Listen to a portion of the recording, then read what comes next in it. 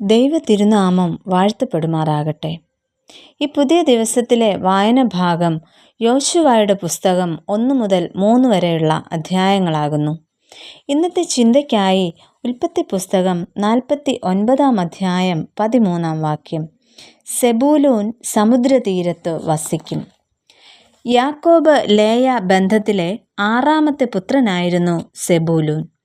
ദാനം തരിക, കൂടെ വസിക്കുക, ഇവയെല്ലാമാണ് സെബൂലൂൻ എന്ന പേരിൻ്റെ അർത്ഥങ്ങൾ. ഈ പേരിന് രാജകുമാരൻ എന്ന ഒരു അർത്ഥവും ഉള്ളതായി കാണുന്നു. മാത്രമല്ല, സെബൂലൂൻ എന്ന പേര് ഗോത്രവർഗം ആരാധിക്കുന്ന ഒരു ദേവന്റെ പേരാകാം എന്നും ചരിത്രകാരന്മാർ അഭിപ്രായപ്പെടുന്നു. സെബൂലൂന് ലഭിച്ച അവകാശദേശമായി യോശുവയുടെ പുസ്തകം 19 അധ്യായം 10 മുതലുള്ള വാക്യങ്ങളിൽ പറയുന്നതനുസരിച്ച് നസറേത്തിന് 8 കിലോമീറ്റർ തെക്കു പടിഞ്ഞാറുള്ള സാരിദ് മുതൽ വടക്കോട്ട് ഇസ്രയേൽ താഴ്വരയ്ക്ക് 11 കിലോമീറ്റർ പടിഞ്ഞാറ് വരെയുള്ള 12 പട്ടണങ്ങളും അതിനു ചുറ്റുമുള്ള ഗ്രാമങ്ങളും ആണ് നൽകുന്നത്. എന്നാൽ യാക്കോബിൻ്റെ അനുഗ്രഹത്തിൽ സെബൂലൂന് കടൽ തീരം വരെ എന്നും പറഞ്ഞിരിക്കുന്നു.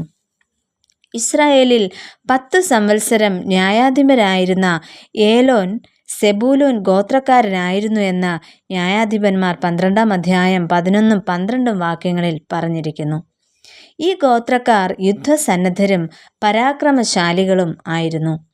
അതിനെ സാധൂകരിക്കും വിധമാണ് ന്യായാധിപന്മാർ 5 അധ്യായം 14 വാക്യത്തിൽ സെബൂലൂനെ കുറിച്ച് ഇപ്രകാരം പറയുന്നത്: സെബൂലൂനിൽ നിന്ന് നായകദണ്ഡധാരികളും വന്നു എന്ന്.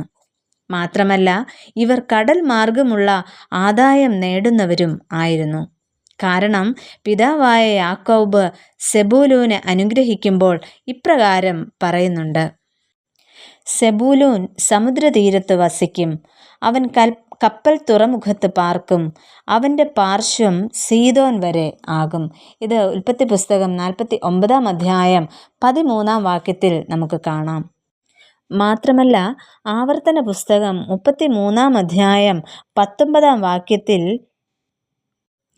ഇപ്രകാരം പറയുന്നു: അവർ ജാതികളെ പർവ്വതത്തിലേക്കു വിളിക്കും, അവിടെ നീതിയാഗങ്ങളെ കഴിക്കും.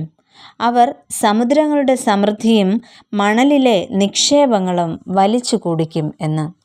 അതിനാൽ സെബൂലൂൻ ഗോത്രക്കാർ സീദോനോടും ഇസ്സാഖാരിനോടും സഹകരിച്ച് കടൽ മാർഗമുള്ള ആദായം നേടിയിരുന്നു എന്ന് നമുക്ക് മനസ്സിലാക്കാം. താബോരിൽ ഈ ഗോത്രവും ആരാധിച്ചിരിക്കുവാൻ സാധ്യതയുള്ളതായിട്ട് കരുതപ്പെടുന്നു. കാരണം സെബൂലൂൻ ഗോത്രം അതിർ പങ്കിടുന്നത് താബോർ മലയ്ക്ക് സമീപം ആയിരുന്നു. എന്നാൽ ന്യായാധിപ ചരിത്രമനുസരിച്ച് സെബൂലൂൻ നഫ്താലി ഗോത്രവുമായി ചേർന്ന് സീസരയോട് യുദ്ധം ചെയ്തു എന്ന് കാണാം. ആ യുദ്ധത്തിൽ 1000 പേർ പങ്കെടുത്തതായും അവിടെ ഒരു വീരപരാക്രമം നടത്തിയതായും പറയുന്നുണ്ട്. എങ്കിലും കനാന്യരെ പൂർണ്ണമായും നശിപ്പിക്കുവാൻ ഇവർക്ക് കഴിഞ്ഞില്ല. എന്നാൽ സെബൂലൂൻ പ്രാണനെ ത്യജിച്ച ജനമെന്നും പറഞ്ഞിരിക്കുന്നു. ന്യായാധിപന്മാരുടെ പുസ്തകം 5 അധ്യായം 18 വാക്യത്തിൽ. എന്നാൽ കാലക്രമത്തിൽ സെബൂലൂൻ ശോഷിച്ചു പോയതായും പൂർവ്വകാല പ്രതാപം നിലനിർത്തുവാൻ അവർക്ക് കഴിഞ്ഞില്ല എന്നും ചരിത്രത്തിൽ നിന്നും മനസ്സിലാക്കുന്നു. ഇവർ നാടുകടത്തപ്പെട്ടതായി 2 രാജാക്കന്മാരുടെ പുസ്തകം 15 അധ്യായം 29 വാക്യത്തിൽ കാണുന്നുണ്ട്. പ്രിയമുള്ളവരെ, ദൈവം നൽകുന്ന അവസരങ്ങൾ തക്കത്തിൽ വിനിയോഗിക്കുക.